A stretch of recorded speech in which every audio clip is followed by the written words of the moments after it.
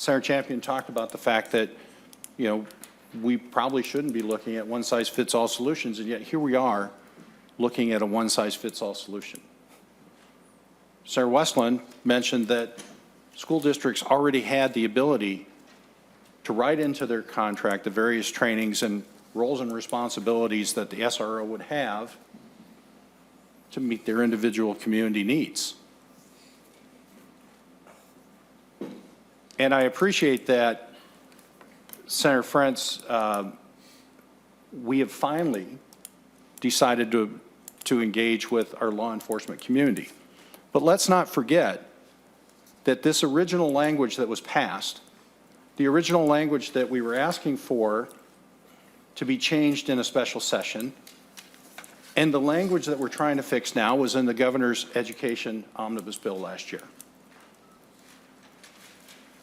So I'm not trying to politicize it. I'm just trying to talk about the facts. And the fact is, it shouldn't have been politicized. We should have taken this up in special session.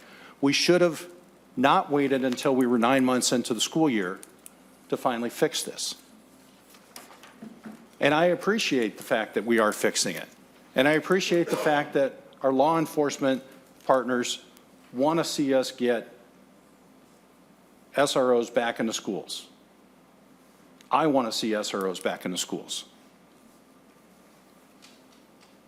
This isn't about politicizing it. This is just about documenting it for the record. And I suspect if given a choice between this bill and going back to the original law, our law enforcement officers might say they'd prefer to go back to the original law. Because in their mind, it was clear. It didn't create a dual standard for SROs and patrol officers. So I'm sure I'm going to get called as a partisan here yet again in somebody's closing comments, but let's remember where this came from. Let's remember who voted for it. Let's remember why we didn't address this 9 months ago in a special session when school was starting. It wasn't Republicans that politicized this issue. We wanted to roll up our sleeves and get to work back in August and September. And only the governor can call a special session.